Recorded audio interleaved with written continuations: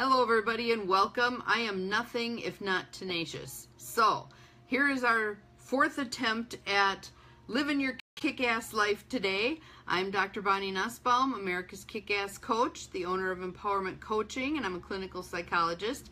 And on this show, there we go. I think I'm actually maybe going to be able to, add again. So I'm inviting our guest for today, who is Lynn Schuster. She is Animal Spirit Talker. There we go. See, fourth time is a charm, I guess. Good grief. So let me finish my introduction and then we'll chat. So, like I said, Lynn is an animal communicator. She has worked with my dog, Missy, a couple of times, and it was been very helpful in terms of dealing with some issues that we had with going to the veterinarian. So I'm so glad that you were able to join me, Lynn. And what I'd like to say to the people who are watching is, if you can think of anybody who might be interested in hearing about the life of an animal communicator, please share this video live while we're still live, because people can post questions in the feed, etc. So Lynn, if we could, first of all, welcome to the show, and I'm so glad you hung in there with me with all of the technological snafus that we've been having. Like our mentor Shelley says, it just means something really wonderful is about to happen. Mm-hmm. And can you tell us a little bit about some background about yourself, sort of your pre-kick-ass life? Sure. So like you said, Bonnie, I'm Lynn Schuster from Animal Spirit Talker. I'm a telepathic animal communicator. And when I was a kid, I really was able, I think, to communicate back then, but I just didn't know who to talk to about it, or, because in my family, we just didn't, and most families, we just didn't know anything about this. So for me, it was like imaginary friends. And so since I didn't have anybody to talk to about it, I kind of shut that down. And what happened for me was low-grade chronic depression. I didn't find that out until when I was an adult, and I started doing some coaching with a mentor. That's what that was. And that really, at that moment, it really helped me open up and realize that what I thought, heard, saw, and felt when I was a kid was real. So one way that I have relieved my depression is really to live my authentic self and live authentically. So in, I think 2001 or 2002, I met my mentor, Rebecca Moravec, who taught me, first of all, she taught me Reiki, and then I did extensive studies with her on animal communication and some shamanic journey work. And through that, I've since created my business, Animal Spirit Talker. Awesome. So going back to that childhood time, it sounds like that was really difficult because you had this gift you wanted to manifest, but you didn't know what to say to people about it, or even, it sounds like you didn't even have a sense that it was okay to say anything about that gift. Yeah, absolutely. I remember just being, I think I was about 7. I can remember when I turned it off, when I decided that I can't do that. I don't know how to do it. I don't know what's happening. And I remember kind of that moment when I said to myself, well, and I kind of got angry and stomped my foot and said, well, this isn't real. And what happened was a little while after that, my eardrum burst, and it was like I came down to earth with a thud. And so physically that's what happened. And then emotionally, I just kind of gave up. I felt myself saying, well, I guess this is just how it is. Wow. And I didn't know, I had no idea at 7 that, no, it's not, when we were, I really feel that when we were all born, we were born with the ability to speak telepathically, not only to each other, but to all the animals. We were just socialized that we can't do that. We're supposed to use our voice, use your voice, use your voice. And we were socialized. It's nobody's fault. It's just how how we live. Well, and I think And that so depression piece is really important too. I mean, when you're saying that when you very, suppressed the gift, what manifested was depression. And I wonder how many people in our audience can actually relate to that, that they struggle with depression, and it might be correlated with having suppressed a gift. absolutely. After I worked with a counselor and found that she saw a picture of me when I was about 7, and she just said, "Oh my God, Lynn, it looks like you came from a war-torn country. Look in your eyes.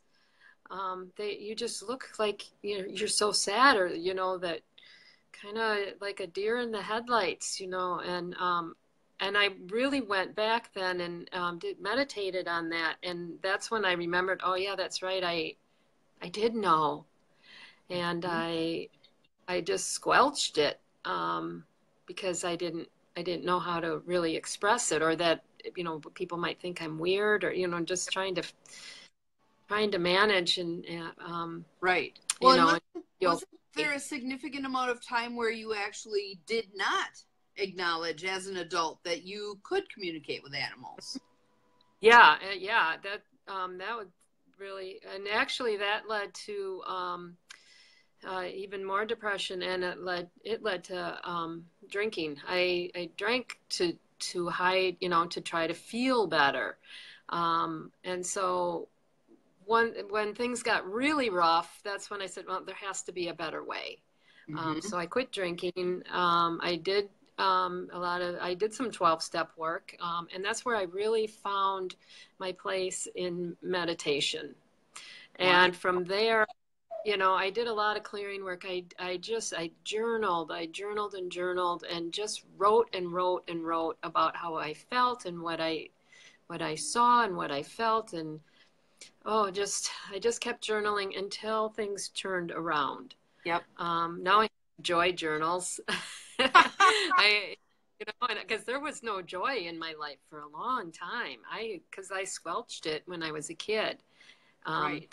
And so it's really important to take a look at what is your bliss. We all have gifts. We all do. And to really determine what brings in the joy, what excites you. What is that thing that excites you? And follow sometimes it that. is going back to childhood stuff. What used to get you excited as a kid. You can revisit that stuff and learn a ton, I think. Yeah, and you're really good at, because I have worked with you. We've worked together. You're really good at bringing that out and asking those really important questions. That's a really good thing.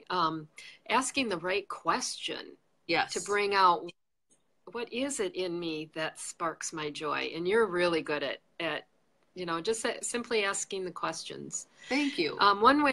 Yeah, and just really, and you're also really good at noticing without judgment, and that's a big part of life too, and animal communication. When I'm talking with the animals, is just noticing without judgment what is happening. I wonder why that is. Just, what's happening? Just that whimsical wonderment brings to so much of what causes us pain. Well, and I love that question that you ask also. I wonder how this is going to work out.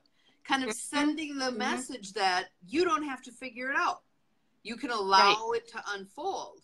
I love that question that you ask.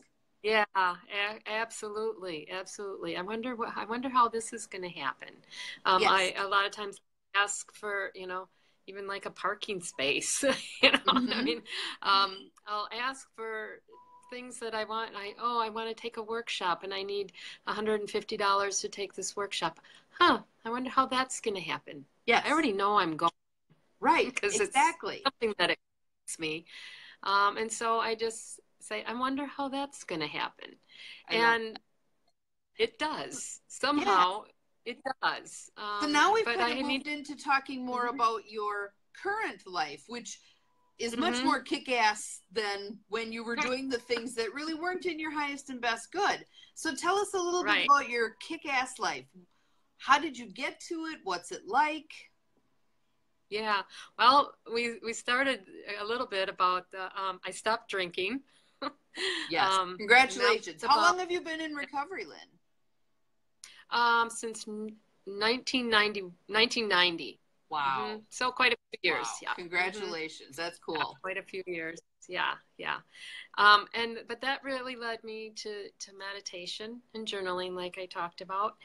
And one day I wrote in my journal, please send me more fun friends, more people of like-mindedness. And very shortly after that, my dear friend Sue came up to me and said, "Would you like to take a Reiki class with me?" And I didn't know what Reiki was. I had no idea. I thought it was reflexology. Ah. I was going to be doing with the feet, and I didn't think that that was going to be my gig, but I loved time with my friend Sue, and I thought, oh, it'll be fun weekend. We'll go stay overnight, in southern Wisconsin, and it'll be really fun. Well, I found out that I love Reiki. Ah. I loved my mentor deeply. I still do. And I learned Reiki 1, 2, and 3 and became a Reiki master teacher from her. And from there, I took a couple of her animal communication classes. She was just a wonderful animal communicator. I did a lot of breath work with her. I did 2-year-long studies with her in 2010 and 2012 on shamanic journey work. So that was, we did, of course, more meditation, more journaling. But it was past life regression, soul retrieval, more animal communication, looking for our totem animals, just all kinds of things to really help open up the mind and the heart. What would you say were And the biggest things that you learned about yourself in that process? I would say that I kick ass. Yes, you do. I would say the most important thing is I learned about me. I learned that I learned a lot about left brain, right brain thinking and that creative, that our intuition is everything. And our imagination is everything. Albert Einstein said imagination is more important than knowledge. And I really understand that now because when I can go there and it's deep breathing and just really going within, the messages that I receive are just so poignant. And the times that I've hit, that I've spoken with different animals, and I get some things that there's no way I could have known that. I'm not making this stuff Can up. you give us some examples of that? I'd love to hear some stories. Yeah. One of my favorite ones is recently I was talking to a new client. This first time we were talking, and she has a dog named Rocco, and he had passed. He died recently, within the last 6 months, and he was beloved, and she loves him deeply, and was wondering how he's doing. She also has a dog named Macy, and Macy's also very beautiful. And she's still alive. She's with us in this body, in her body.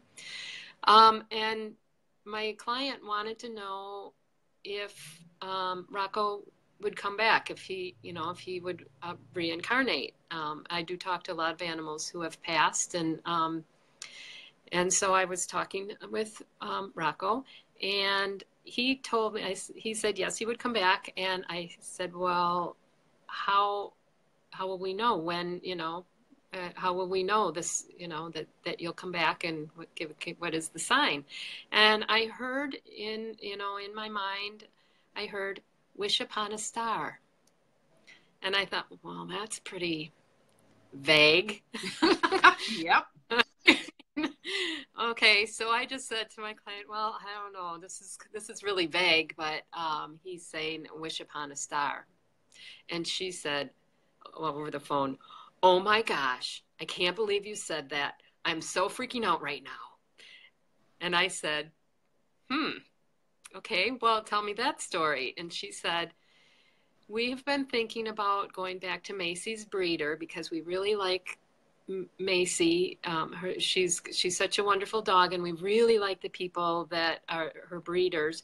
And so we were thinking of going back to her to find another dog. And on Macy's papers, her name is Wish Upon a Star. Wow. We don't call her that, but her papers say Wish Upon a Star. And I just went, oh my God. Wow. Wow. There's, I mean, I can't make this stuff up. No, you it's can't. Just, well, and so let's talk about that too, because recently you became quite locally famous for your efforts toward rescuing a little lost dog named Oso. Can you tell us the story about that? Yeah. Also, my heart just opens just thinking about her. She's so special. She's a little bulldog from Star Bulldog here I live in Door County, Wisconsin, and they're in Forestville. One day this summer, I was sitting in my backyard. It was a weekend, and I was just minding my own business. I thought, I'm just going to have this nice day sitting in my backyard, and I'm just going to be. And I got a call from a woman that I had never met, and they had heard about me and wondered their dog is missing, and could I help? And they were pretty frantic. And this was she's under a year, so she's a puppy. And she escaped out from the fenced-in yard, and she had been gone for 3 days. This was day number 3. Wow. Mm-hmm. Okay. And so the way I connect is I asked her to send me a photograph. I connect through photograph, and I got the photograph. I close my eyes. I look at the photograph. Close my eyes, state my intention is to speak with Oso. Her name is Oso. And when I see her animated in my mind's eye, I see her moving, I know I have a connection. Okay. And so I did a little work. I knew that she's still alive. I've got a connection with her. What I saw was the vision I got was me standing in front of a gray house on the road.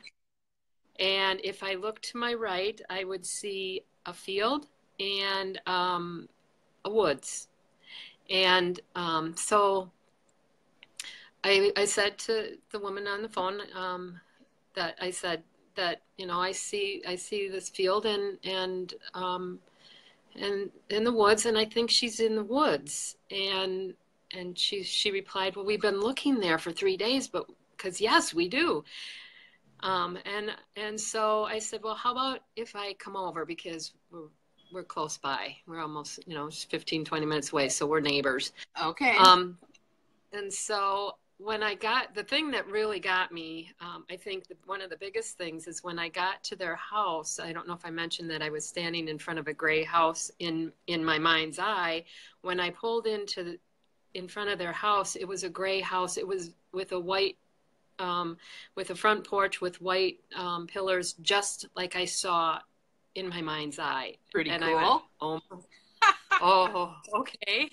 That's awesome. So we went down by those woods, and we were standing. We played a game called I played a game with her called Hotter, Hotter, Colder, Colder. She's a puppy, so you talk to her like a puppy. Hotter, hotter, we're walking closer to her. Colder, colder, we're walking away.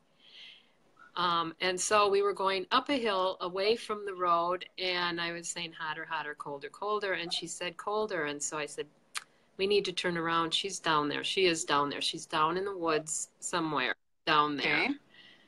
Okay. And the other thing I did was asked her to show me the terrain, because where we were, it was brown, with some pine cones. It was a dry woods, there was brown pine needles and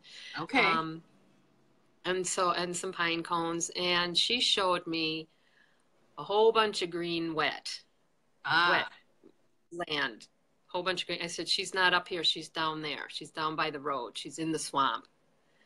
Okay. And so and they said, we've looked. said she's down in the swamp.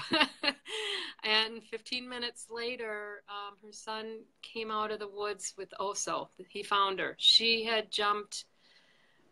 She must have got scared off the road. I saw that maybe a bird or so, like an eagle or something kind of swooped down, scared her into the swamp, which turned into woods when you went up the hill. But she jumped, and she wasn't on the ground. She got herself stuck in some like willow branches. So she couldn't move, and she was too scared to make any sound. So they had been walking right past her. Oh, okay. And when he found her, she was stuck, up a couple of feet up. She jumped over the ditch, I think, into these willows. And when he found her, she still didn't make any noise. And Okay. so, yeah, they could have been walking right past her because they were looking down for a little dog instead, right, for a little dog down at the ground. And that's the other thing about lost animals, is they have such a different viewpoint than we do. Their eyes are way down there, and right. they see. So that's why I said, what does the ground look like? What is your terrain? Because I knew that if I could at least get an idea of what the terrain, is she up on the higher woods, up in above on the hill, or is she down, in the swamp? So right. yeah, they got wet going in to get her because it had been raining a lot too. Right. And so it was really wet in there. I imagine they were very relieved when she was found.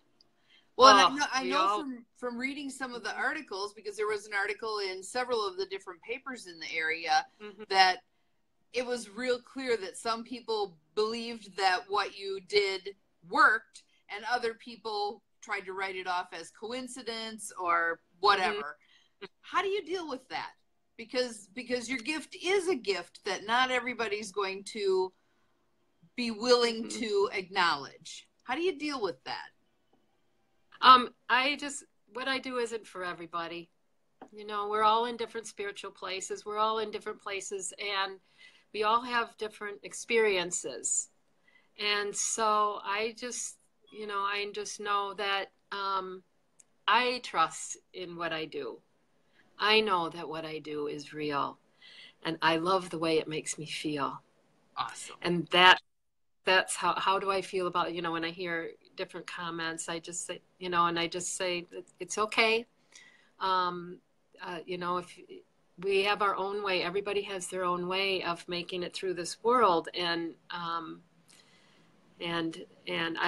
so grateful that I found mine. Even just talking about it, the gratitude that comes in for what I do. You can probably see my eyes tearing up. Yes, yes, that's awesome. Because I'm just so grateful for what I do, and I know this is real for me. It's such a heart and soul it's thing. What's real for me.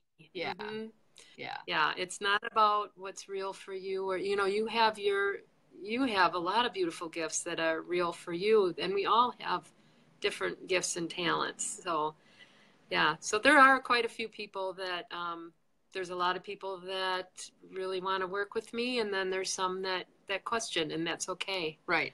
And not everybody is going to be our ideal client. There's going to be a certain bandwidth of people who are meant to work with us. And I think you're doing a beautiful job of putting yourself out there so the people who are meant to work with you can find you. So, thank you. So, yeah. So we've heard a couple of dog stories. How about another animal? I know you do a lot of work with horses. I do. And it's, okay, I've got one. Awesome. For all non-believers, because it's about past life regression.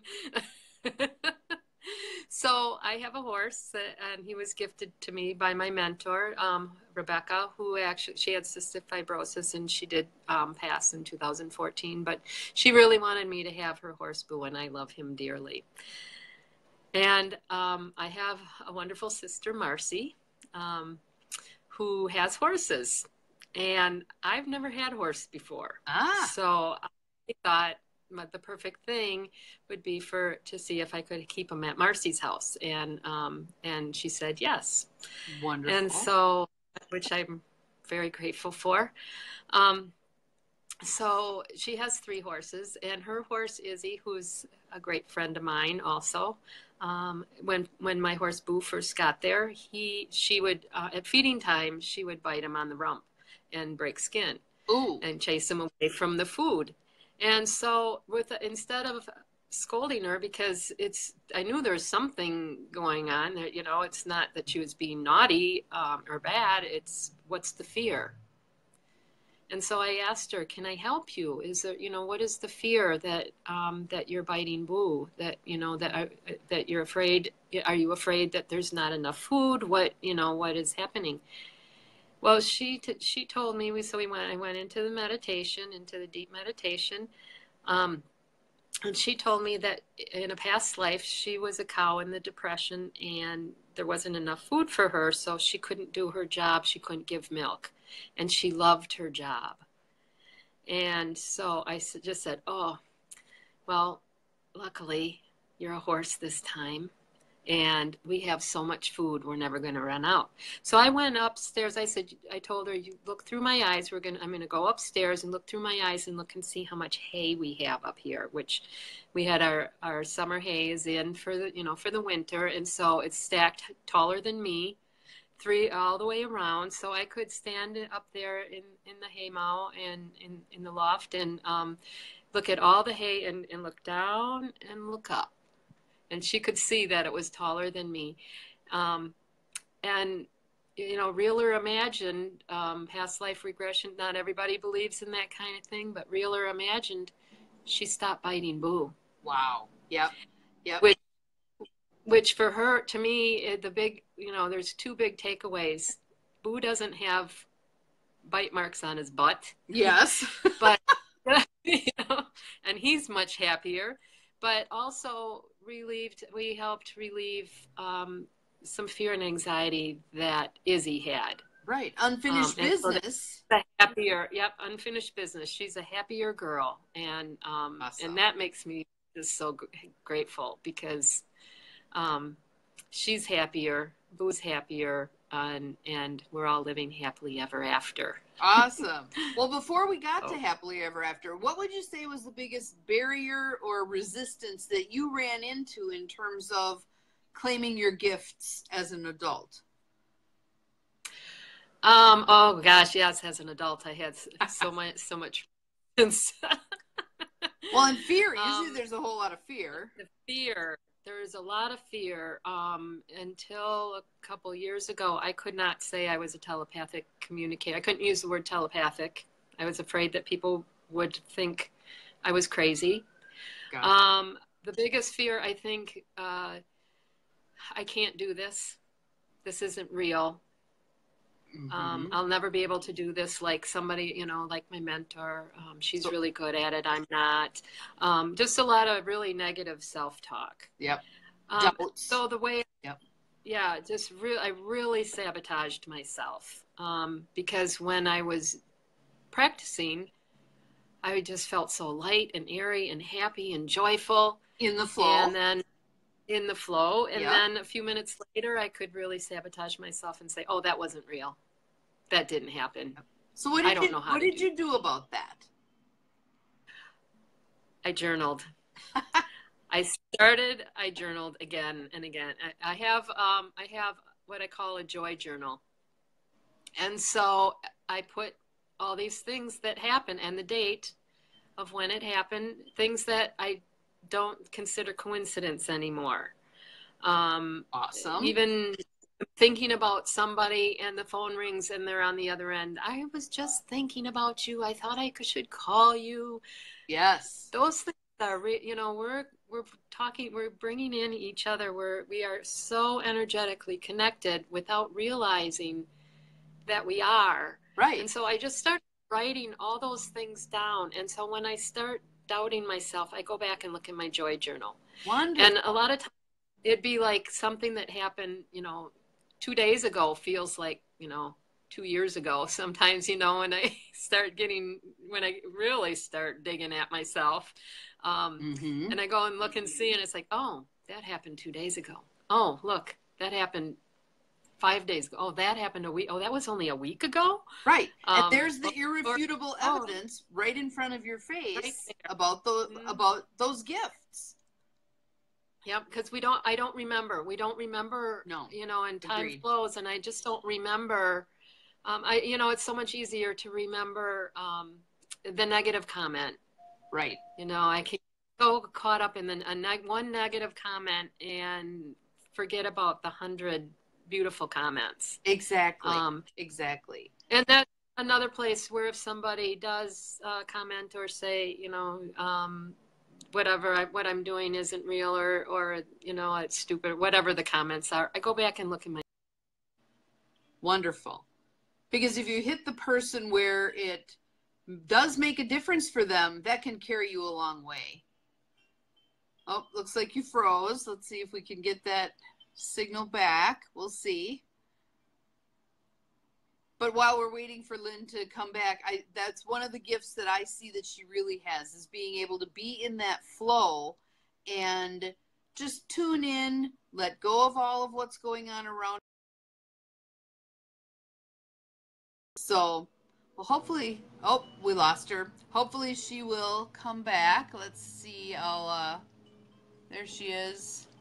We'll do that again, add as guest, and we'll see. So she's being invited back, because I'd love to have her share with you guys what a takeaway that she'd like to have you know about. So we'll see if she can reconnect or not.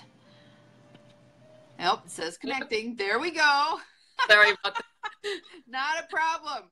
I just looked at the clock. I thought I would leave myself enough time, but I just got a phone call from my next appointment. That broke me out. Well, so we can finish up real quick. Can you give our audience one takeaway, one thing that you would like them to know, and then maybe tell them how they can connect with you if they want more information? Sure. We were all born with the ability to connect to each other. We're the only species on the planet that doesn't talk telepathically. All other species talk to each other telepathically. That's how they know how to fly south. The birds know how to fly south. The animals run in herds together and seem to change in an instant their direction, and they do it all at once.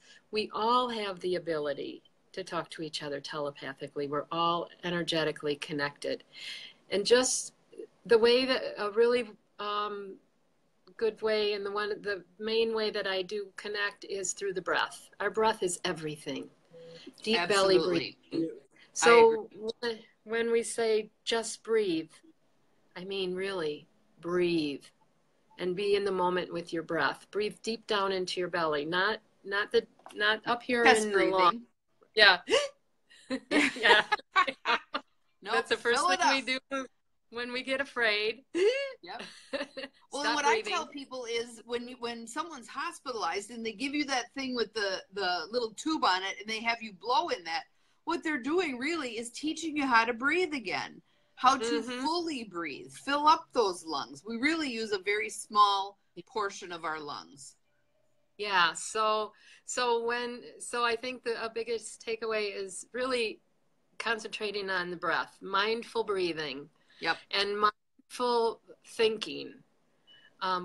You know, to be mindful of what we're thinking. It's hard in each moment, but more often than not, the more you practice, the easier it does get. The easier you get. And when we do that, it clears the clutter out of our mind. Agreed. The more we breathe deep and the more we are breathing mindfully and thinking mindfully, the easier it is to connect with each other telepathically. We all do it. We all do it. We're just not always aware. So it's being mindful. Wonderful. Well, thank you so much. If someone wanted to connect with you, Lynn, how would they do that? Through my website, www.animalspirittalker.com. You can even sign up for consultation appointments on my contact page. I have a scheduler there. I have all kinds of information about me on my contact page. Well, and you also have a free gift on your website too, don't you? Do. Tell them about your free gift. My free gift is what 10 of my favorite totem animals want to tell you. I can't remember if that's the exact name of it, but I talked to 10 animals, 10 of my favorite totems, and asked what their wish for us is. What would they like to tell us? How wonderful. Yeah, That's and it's cool. it's really fun. Yeah. So you can sign up for that free. And then I have a newsletter I try to put out at least once a month.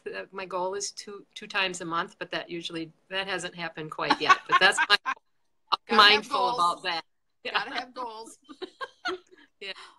Well, thank you so much, Lynn. If people have questions that they'd like to put in the feed, just some simple questions, you're okay with coming back and answering absolutely. Those? Awesome. Oh, absolutely. Wonderful. I love that. Well, thank you so much for joining me. It was very interesting, and we'll let you go so that you can get on to your next call. And for the rest of you, this is our version of Living the Kick-Ass Life, and we are so glad that you joined us.